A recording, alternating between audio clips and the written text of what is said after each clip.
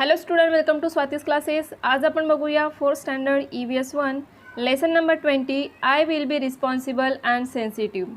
की कशा पद्धतीने आपण एका फॅमिलीमध्ये असताना रिस्पॉन्सिबल असलं पाहिजे किंवा सेन्सिटिव्ह असलं पाहिजे, त्याच पद्धतीने आपल्या सोसायटीमध्ये आपल्या समाजात राहत असताना आपल्याला काही रिस्पॉन्सिबिलिटीज असतात ज्या आपल्याला पाळणं गरजेचं असतं किंवा काही गोष्टींमध्ये आपण सेन्सिटिव्ह असणं गरजेचं असतं. तर या सर्व गोष्टी आपण डिस्कस करणार आहोत या लेसनमध्ये. तर लेसनला स्टार्ट करण्या अगोदर जर तुम्ही चॅनलला सबस्क्राईब नसेल केलं तर सबस्क्राईब करा. तुम्हाला या चॅनलवरती 4th स्टँडर्डचे EVS 1 EVS 2 इंग्लिश या सब्जेक्टचे व्हिडिओज मिळतील. तर चला लेसनला स्टार्ट करूया. तर इथे बघा तुम्हाला काही पिक्चर्स दिलेले आहेत नंबर वाईज. तर फर्स्ट नंबर जे पिक्चर दिलेलं आहे तिथे हे रीड करूया. It was Deepika's birthday. ते पिक्चर जे दिलेलं आहे तर ते एक बर्थडे सेलिब्रेशनचं पिक्चर दिलेलं आहे आणि जी दीपिका आहे तिचा बर्थडे आहे. She had invited all her friends to her house. When her friends came, she put on music at a loud volume and all of them began to dance and have fun. तर दीपिकाचा birthday असल्यामुळे तिने तिच्या सर्व फ्रेंड्सला घरी बोलवलं आहे आणि त्यानंतर तिने काय केलं की लाऊड म्युझिक लावलेलं आहे, त्याचा व्हॉल्यूम खूप जास्त केलेला आहे आणि त्यानंतर त्या गाण्यावरती ते डान्स करत आहे. सेकंड जे पिक्चर आहे ते बघूया. Her neighbour was an elderly person. Elderly म्हणजेच काय की ज्यांचं वय जास्त असतं, ओल्ड पर्सन जे असतात ते. ही suffered from high blood pressure. तर त्यांना हाय ब्लड प्रेशरचा काय आहे, त्रास आहे. He could not tolerate very loud music. लहान मुलं असतील किंवा ज्यांचं जास्त वय असतं अशा लोकांना जास्त व्हॉल्यूम असेल तर ते सहन होत नाही आणि ज्यांना हाय ब्लड प्रेशरचा त्रास असेल तर त्यांनाही तो आवाज जास्त सहन होत नाही. तर दीपिकाचे जे शेजारी आहेत ते पण काय आहेत, एक वयस्कर माणूस आहेत, तर त्यामुळे त्यांना काय होत आहे, हाय ब्लड प्रेशर पण असल्यामुळे जास्त त्रास होत आहे त्या आवाजाचा. थर्ड बघूया. He ask Deepika to turn down the volume. तर त्यांनी दीपिकाला जाऊन हे सांगितलं की तो जो आवाज तिने खूप जास्त वाढवलेला आहे तो कमी करण्यात यावा. Deepika realise that he was suffering because of the loud music. आणि दीपिकालाही हे कळलं की ते जे कोणी आजोबा होते त्यांना या गाण्याचा किंवा जे मोठा आवाज होता त्याचा त्रास होत आहे. She turn down the volume at once. आणि त्यानंतर तिने काय केलं की आवाज जो आहे डाऊन म्हणजेच काय केला, कमी केला. त्यानंतर बघा इथे सेकंड अजून एक काय दिलेलं आहे ते बघूयात. पण त्याआधी हे समजून घेऊया इथे की दीपिकाने इथं काय केलं आहे, तिला जेव्हा रिअलाईज झालं की जे कोणी ते पर्सन आहेत त्यांना खूप जास्त त्रास होत होता त्या व्हॉल्यूमचा, तर तिने तिथे काय केलं हे समजून घेतलं की तिची रिस्पॉन्सिबिलिटी होती किंवा ही सेन्सिटिव्हिटी असते आपली दुसऱ्यांसाठी की आपण काही गोष्टी या समजून घेतल्या पाहिजे. तर दीपिकाने सुद्धा इथे काय केलं होतं, हे समजून घेतलं की त्या आजोबांना त्रास होत आहे तर ही तिची रिस्पॉन्सिबिलिटी आहे की त्यांना त्रास न होऊ देणं किंवा व्हॉल्यूम जो आहे तो कमी करणं. त्यानंतर सेकंड बघूया. And he realise his mistake. Rahul's grandmother use to wait for him to return from school every day. तर राहुल जो आहे त्याची जी ग्रँडमदर आहे, आजी जी आहे, ती रोज त्याच्या घरी येण्याचं काय बघत असते, वाट बघत असते की ती स्कूलमधून तो घरी केव्हा येईल. When he return she would give him something to eat. आणि राहुल घरी आल्यानंतर त्याची आजी त्याला खायला देत असते. She ask him about what had happen in school that day. आणि ती रोज त्याला हे विचारत असे की स्कूलमध्ये गेल्यानंतर त्याने काय काय केलं. As for Rahul he couldn't wait to finish eating and watch cartoons on TV. परंतु राहुल घरी आल्यानंतर पटकन त्या आजीने दिलेलं जे खायला दिलेलं आहे ते पटकन फिनिश करून कार्टून्स त्याला बघायचं असायचं, TV बघायचा असायचा. Grandmother felt very bad that Rahul didn't talk to her properly. आणि त्यामुळे काय व्हायचं की घाईघाईमध्ये ते खाऊन त्यानंतर त्याला TV बघायचा असायचा, त्यामुळे तो आजीसोबत व्यवस्थित बोलत नाही. त्यामुळे त्या ज्या आजी आहेत त्यांना खूप वाईट वाटतं की राहुल जो आहे तो त्यांच्याशी व्यवस्थितपणे बोलत नाही. Wien Rahul's parent notice this they also felt bad about it. आणि ज्यावेळेला राहुलच्या आईवडिलांना हे समजलं की तो त्याच्या आजीसोबत व्यवस्थितपणे बोलत नाही कारण त्याला TV बघायचा असतो, तर त्यांनासुद्धा काय वाटलं, बॅड वाटलं की हे व्यवस्थित नाही, हे चांगलं नाही आहे. One day Rahul's father explain to him how his behaviour hurt his grandmother. आणि मग त्याचे जे वडील होते त्यांनी त्याला एक्सप्लेन केलं की कशा पद्धतीने तो जे असं वागत आहे किंवा आजीसोबत बोलत नाही त्याचा आजीला किती त्रास होतो. Rahul realise his mistake. आणि त्यामुळे त्याला त्याची स्वतःची मिस्टेक समजली की त्याची काय होत आहे, ही चूक होत आहे की तो घरी आल्यानंतर काय करत आहे, TVसाठी जास्त वेळ देतो आणि त्यामुळे त्याचं आजीशी बोलणं होत नाही आणि यामुळे आजीला त्याचं वाईट वाटतं. From then onwards he began to talk to his grandmother lovingly. आणि त्यानंतर मग त्या दिवसापासून त्याने काय केलं, त्याच्या आजीसोबत छान अशा गप्पा मारायला सुरुवात केली. तर हे दोघं जे इन्सिडन्स तुम्हाला दिलेले आहे, घटना दिलेल्या आहेत, त्यावरून तुम्हाला हे लक्षात येईल की दोघांनाही, दीपिका असेल किंवा राहुल असेल, या दोघांनाही इथे त्यांची मिस्टेक जी होती ती रिअलाईज झाली आणि त्यानंतर त्यांनी त्यांची मिस्टेक काय केली, सुधारली सुद्धा. नंतर बघूया कॅन यू टेलमध्ये discuss both the above incidents in class. हे जे इन्सिडंट तुम्हाला दिलेले आहे हे तुम्ही तुमच्या क्लासमध्ये डिस्कस करू शकतात. आणि काही क्वेश्चन जे दिलेले आहे ते बघूया.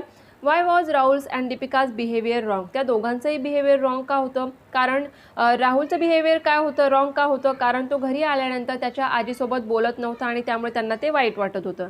त्यानंतर दीपिकाने काय केलं होतं तर व्हॉल्यूम इतका जास्त केला होता की त्यामुळे शेजारी असलेले जे आजोबा होते त्यांना त्याचा त्रास होत होता. त्यामुळे हे त्यांचं दोघांचंही बिहेवियर रॉंग आहे असं आपण म्हणू शकतो. How did they correct their mistake. आणि कशा पद्धतीने त्यांनी त्यांची जी मिस्टेक होती ती करेक्ट केली किंवा सुधारली. तर दीपिकाने व्हॉल्यूम कमी केला. त्यानंतर राहुलने काय केलं की घरी आल्यानंतर त्याच्या आजीशी गप्पा मारायला सुरुवात केली. अशा पद्धतीने त्यांनी त्यांच्या ज्या मिस्टेक होत्या त्या करेक्ट केल्या. Are there old people living in your home or neighbourhood. तुमच्याही घरामध्ये ओल्ड पीपल राहतात किंवा शेजारी राहतात का? What help can you offer to them. तुम्ही त्यांची कशा पद्धतीने मदत करू शकतात? We all either live with or are related to old people. आपल्या घरामध्ये सुद्धा ओल्ड पीपल असतात किंवा आपल्या आजूबाजूला सुद्धा असतात. They love us and pamper us. ते आपले काळजी घेतात, आपल्यावर प्रेम करतात. However they can not run about and play like us. ते आपल्यासोबत खेळू शकत नाही, पळू शकत नाही. They often need small task done for them like fetching medicines or other products from the market. तर त्यांना कुठल्या गोष्टीची गरज पडू शकते किंवा आपण कशा पद्धतीने मदत करू शकतो की त्यांना जर मेडिसिन हव्या असतील किंवा कुठलं प्रॉडक्ट हवं असेल जे की मार्केटमधून आणायचं आहे, removing things from lots or threading needles वगैरे. तर नीडल्स म्हणजे काय, जी सुई असते त्यामध्ये धागा घालणं असेल, तर असे बरेचसे टास्क असतात की जे ते स्वतः करू शकत नाही किंवा त्यांना करताना प्रॉब्लेम्स येतात. तर अशा वेळेला तुम्ही त्यांची हेल्प करू शकतात. If you carry out this task for them it is of great help to them. तर अशा पद्धतीने जर तुम्ही त्यांच्या वेगवेगळ्या टास्कमध्ये त्यांची जर हेल्प केली, मदत केली, तर त्यांनासुद्धा त्याचा काय होईल, फायदा होईल. If the T V or music is played लाऊडली it can be very disturbing for them. जर टी व्हीचा आवाज जास्त मोठा असेल किंवा म्युझिक तुम्ही मोबाईलवर लावलं असेल त्याचा जर खूप जास्त मोठा आवाज केलेला असेल तर त्यामुळे ते डिस्टर्ब होतात. At such times we must lower the volume. तर अशा वेळेला तुम्ही काय करू शकता, त्यांना त्रास व्हायला नको म्हणून टी व्ही असेल, मोबाईल असेल त्याचा आवाज कमी करायचा आहे. Grandparents are often at home all day. Their only pastime is talking to their children and grandchildren. तर जे ग्रँडपॅरेंट्स असतात ते दिवसभर घरीच असतात, एकटे असतात. त्यामुळे काय होतं की त्यांच्यासाठी त्यांचा टाईम व्यवस्थितपणे जाणं यासाठी कुठली गोष्ट त्यांना आवडते तर त्यांच्या मुलांशी असेल, चिल्ड्रन जे असतात त्यांच्याशी गप्पा मारणं त्यांना आवडतं. They are curious about what their grandchildren to at school all day. त्यांना हे क्युरियोसिटी असते जाणून घेण्याची की त्यांचे जे ग्रँडचिल्ड्रन असतात, नातू असतील, तर त्यांच्यासाठी ते जे स्कूलमध्ये गेल्यानंतर दिवसभर काय काय करतात हे ऐकण्याची त्यांची इच्छा असते. They have great affection for us. They feel happy when we speak to them lovingly. ज्यावेळेला तुम्ही त्यांच्याशी प्रेमाने बोलतात त्याचा त्यांना खूप जास्त आनंद होतो. नेक्स्ट बघूया कॅन यू टेलमध्ये. If someone at home or in the neighbourhood is suffering from an illness what should you do. तर तुम्ही काय करू शकतात, तर ज्या गोष्टी तुम्ही करू शकतात तिथे तुम्हाला काय करायचं किंवा जे स्टेटमेंट दिलेलं आहे तुम्ही जर ॲग्री असाल, सहमत असाल तर तिथे राईट टिक करायचं आहे आणि डिसॲग्री असेल तर wrong. We should visit the patient frequently at any odd hour. तर कधीही आपण त्यांना भेटू शकत नाही, त्यासाठी एक योग्य वेळ असते, त्यावेळेलाच आपण त्यांना भेटलं पाहिजे. The patient should be given medicine at the proper time. तर हे राईट आहे, त्यांना व्यवस्थित योग्य वेळेला आपण मेडिसिन दिला पाहिजेत. The patient should be offered fried food. तर जे पेशंट असतात म्हणजे त्यांना बरं नाही आहे, आजारी आहे, तर अशा लोकांना आपण फ्राईड फूड देत नाही, तर तिथे रॉंग करायचं आहे.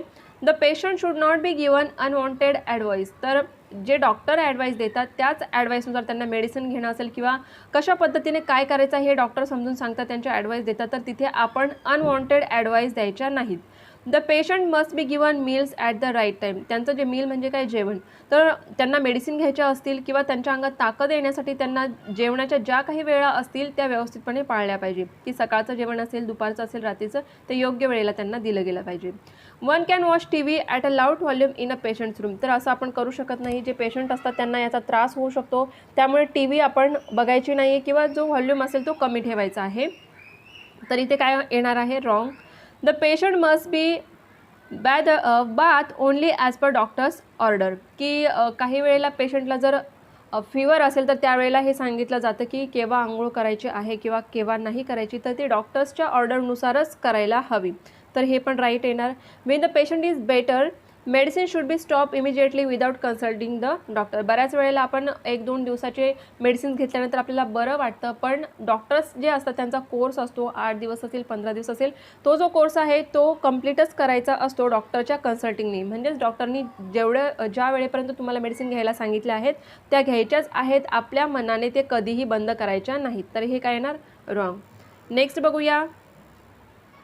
We all wish for a patient to get well soon. For this, we should follow the doctor's advice and take care accordingly. आपण काय करू शकतो? पेशंटला बेस्ट विशेस देऊ शकतो की त्यांनी लवकर बरं व्हावं. त्यानंतर ज्या काही डॉक्टर्सने ॲडवाईस दिलेल्या आहेत त्यानुसार आपण त्यांची काळजी घेऊ शकतो. After giving first aid for injuries, the patient must be taken straight to a hospital or a primary health centre. की अचानक कुणाला काहीतरी इंजुरी झाली आहे, आपल्याकडे फर्स्ट एड असेल तर आपण त्यावरती पट्टी वगैरे बांधू शकतो, परंतु त्यानंतर त्यांना सरळ कुठे न्यायचं आहे? तर प्रायमरी हेल्थ सेंटर असतात किंवा हॉस्पिटल जे असतात त्या ठिकाणी न्यायचं आहे, कारण योग्य जे उपचार असतात, जी ट्रीटमेंट असते ते डॉक्टर्स करू शकतात. Do not depend on talismans, amulets and incantations, consult a doctor on time. म्हणजेच काय? तालिस्मॅन ते ताईत बांधणं असेल किंवा बाबा बुवा जे असतात की ते सांगतात हा अंगारा लावा किंवा औषध लावा, हा धागा बांधा आणि त्याने बरं होईल. तर अशा पद्धतीने काहीही करायचं नाही. त्यांना आपण फक्त डॉक्टरकडे घेऊन जायचं आहे. Consult a doctor on time. योग्य वेळेवर कुठलाही आजार झाला असेल किंवा तुम्हाला लागलं असेल, काहीही झालं असेल तर सगळ्यात आधी तुम्ही डॉक्टरांशी संपर्क साधायचा आहे. हॉस्पिटलमध्ये जाऊन डॉक्टरांकडून ट्रीटमेंट घ्यायची आहे.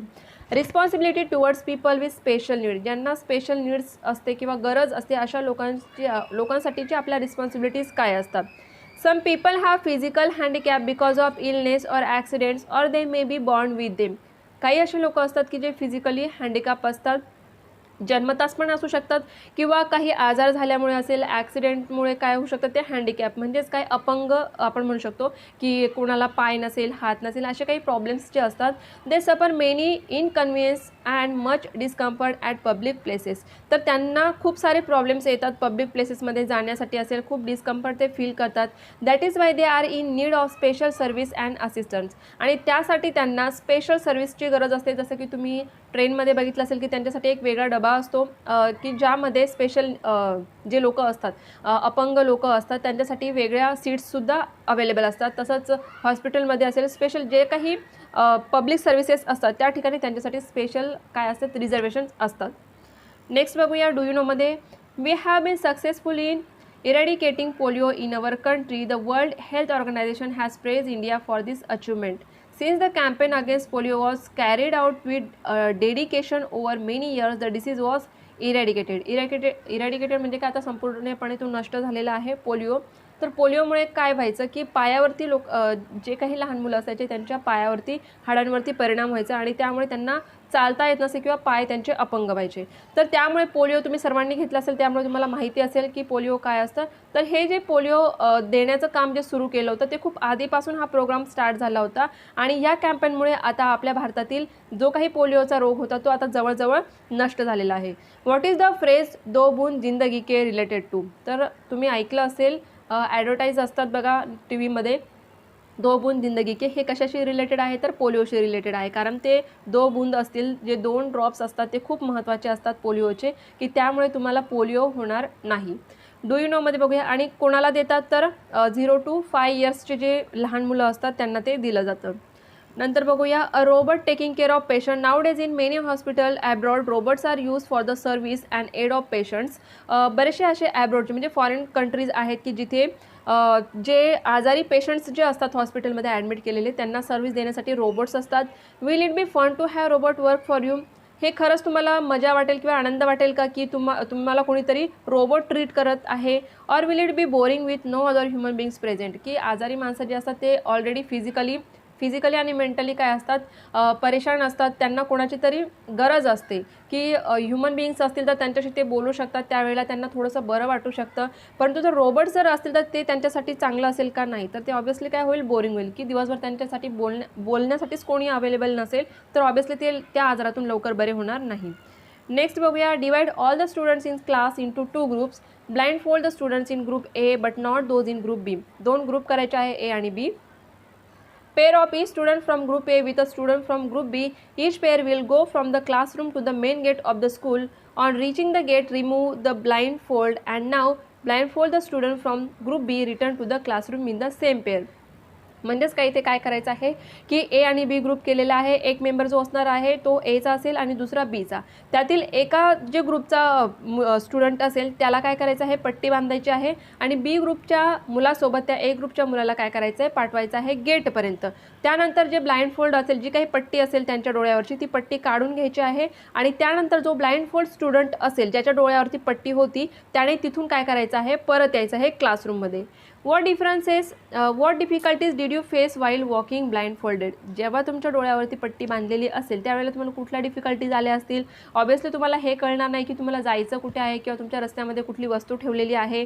Could you walk at your normal speed while blindfolded? ज्यावेळेला तुमचे डोळे बंद असेल किंवा पट्टी असेल त्यावेळेला तुमचं नॉर्मल स्पीड असेल का? नाही, कारण आपण काय करतो, हाताने स्पर्श करत चालतो की कुठे काही समोर आपल्या वस्तू येते किंवा भिंत असेल त्याला आपण काय करू शकतो, टक्कर आपली लागू शकते किंवा आपल्याला कुठली गोष्ट लागू नये त्यासाठी आपण काय करतो, हळूहळू नॉर्मल स्पीडने चालण्याचा, नॉर्मल स्पीडपेक्षाही कमी स्पीडने चालण्याचा प्रयत्न करतो. When not blindfolded did you wait for your blindfolded classmate or leave them behind? ज्यावेळेला तुम्ही ब्लाइंडफोल्डेड, वेन नॉट ब्लाइंडफोल्डेड म्हणजे ज्यावेळेला तुम्ही ब्लाइंडफोल्डेड नाही परंतु तुमचा जो फ्रेंड असेल दुसऱ्या ग्रुपचा तो ब्लाइंडफोल्डेड आहे, तर त्याच्यासाठी तुम्ही थांबाल किंवा त्याला मागे सोडून याल. कारण तुमचे जर डोळे बांधलेले नाहीत म्हणजे तुम्ही पटकन चालू शकतात, परंतु तुमचा जो कोणी फ्रेंड असेल दुसऱ्या ग्रुपमधला जरी असेल तो ब्लाइंडफोल्डेड जर असेल तर तुम्ही त्याच्यासाठी वेट कराल की त्याला तिथे सोडून जाल आणि गेटपर्यंत पोहोचाल. If your partner leaves you behind how would you feel? की तुमच्या पार्टनरनी जर तुम्हाला सोडलं, तुमच्या डोळ्यावरती पट्टी आहे आणि तुम्ही जर चालू शकत नसाल, तुमच्या पार्टनरनी जर तुम्हाला सोडून दिलं रस्त्यामध्ये, तर तुम्हाला कसं वाटेल? ऑब्वियसली बॅड फील होईल, कारण तुम्हाला त्याची त्यावेळेला काय असणार आहे, गरज असणार आहे. You may have seen a blind person with a white cane walking along the street. तुम्ही बघितलं असेल मार्केटमध्ये किंवा स्टेशनला वगैरे किंवा स्ट्रीटवरती की ज्या लोकांना दिसत नाही त्यांच्यासोबत एक व्हाईट केन म्हणजे एक छडी असते. Blind people can walk about in public places freely with the help of the white cane. आणि त्या छडीच्या मदतीनेच ते काय करत असतात, पब्लिक प्लेसेसमध्ये सुद्धा जात असतात. In some buildings the floor numbers on lifts are written in Braille. तर काही जे बिल्डिंग्स असतात त्यावरती लिफ्ट्सवरती तुम्ही बघितलं असेल नंबर्स असतात, तर ते नंबर्स ब्रेली लिपीमध्ये लिहिलेले असतात. आता ब्रेली लिपी काय ते आपण पुढे बघूया. That helps a blind person to go to any floor they wish without help. की त्यांना दिसत नाही म्हणजे ते कसं बघणार नंबर, तर त्यासाठी एक स्पेशल त्यांची स्क्रिप्ट असते, लिपी असते, त्याला बोलतात ब्रेली लिपी. तर त्यामध्ये त्यांना नंबर्स किंवा जे लेटर्स असतात ते दिलेले असतात, त्यामुळे ते इझिली काय करतात, त्यांना समजतं की त्यांना कोणत्या फ्लोअरला जायचं आहे. अ blind person can also vote secretly like other citizen because of Braille science on voting machines. तर ते वोटिंगसुद्धा करू शकतात कारण वोटिंग मशीन्सवरती सुद्धा ब्रेली लिपीचे जे सायन्स असतात ब्रेलीचे ते दिलेले असतात. In schools, universities and in some other buildings you may have seen a concrete slope next to the stair. की स्टेअर जे असतात, पायऱ्या ज्या असतात, जिना जो असतो त्याच्या साईडला तुम्ही बघितलं असेल तर कॉन्क्रीटचा एक असा स्लोप तयार केलेला असतो. This slope is called a ramp आणि यालाच रॅम्प बोलतात. The ramp makes its possible for people in wheelchairs to enter the building. जसं हॉस्पिटल्समध्ये तुम्ही बघितलं असेल तर स्टेअर्स पण असतात नॉर्मली जे आपण उतरू शकतो पायऱ्यांवरनं, आणि त्याच्या साईडला एक स्लोप बनवलेला असतो की ज्यामुळे व्हीलचेअर्स जे असतात ते इझिली त्यावरतून नेता येतील. Some buildings also have special toilets for people in wheelchairs. तर या लोकांसाठी स्पेशली टॉयलेट्स पण असतात, हॉस्पिटल असतील किंवा स्पेशल बिल्डिंग्स ज्या असतात त्या ठिकाणी सुद्धा.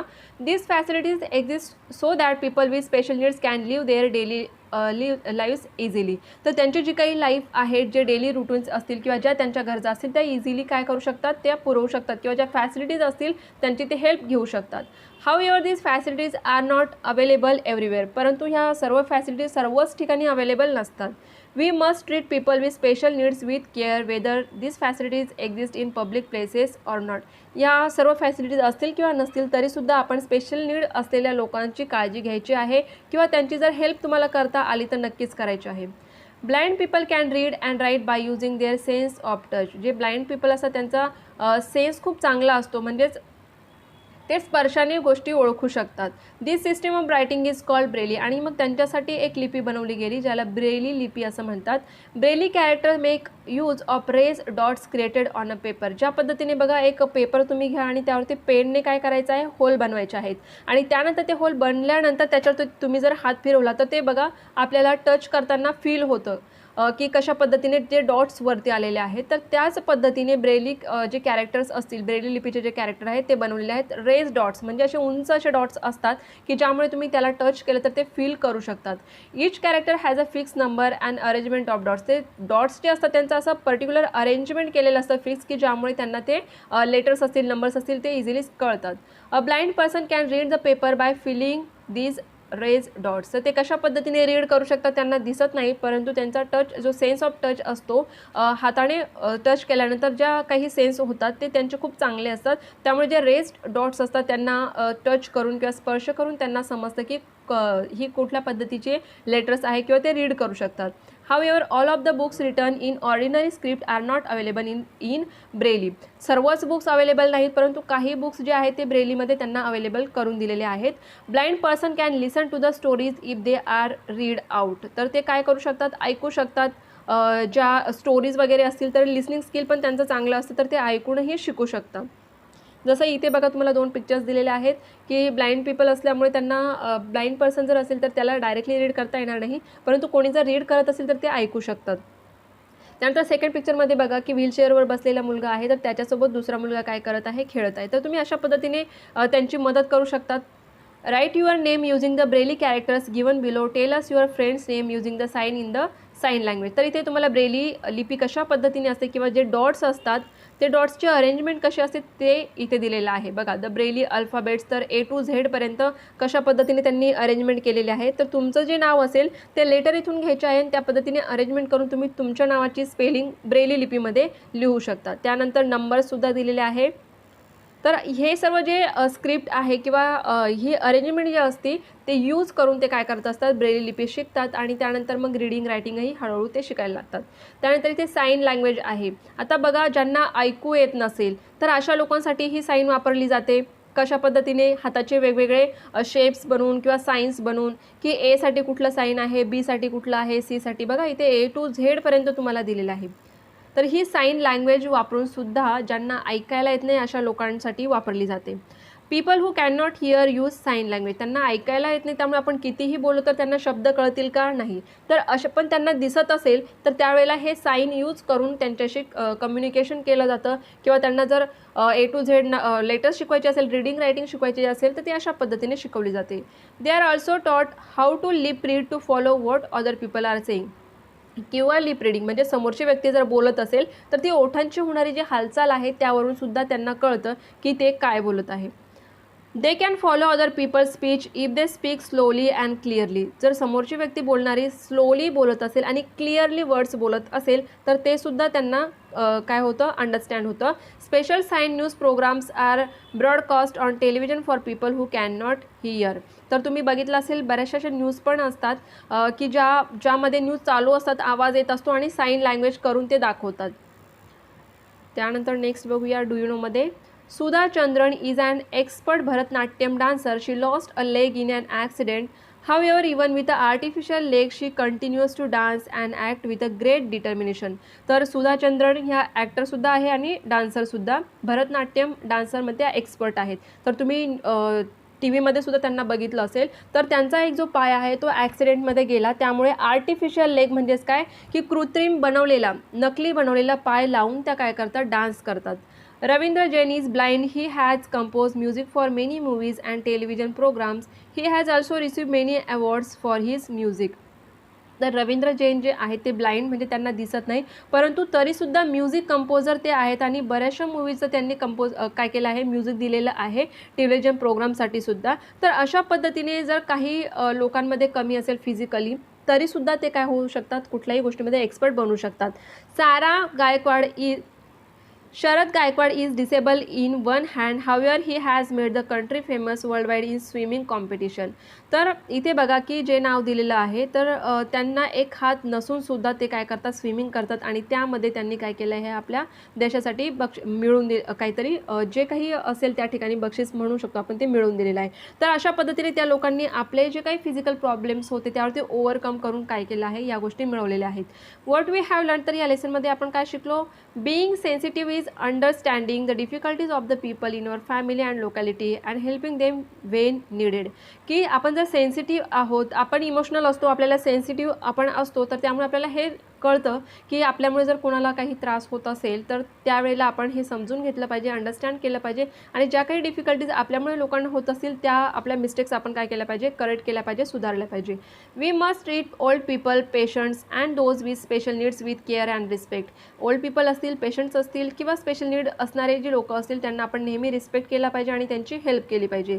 इफ यू आर सेन्सिटिव्ह और capacity to help others increases. तुम्ही जर सेन्सिटिव्ह असाल, तुमच्यामुळे कोणाला त्रास होत आहे या गोष्टीचा तुम्हाला जर त्रास होत असेल, तुम्ही समजून घेत असाल लोकांना, तरच तुम्ही दुसऱ्यांना हेल्प करू शकतात.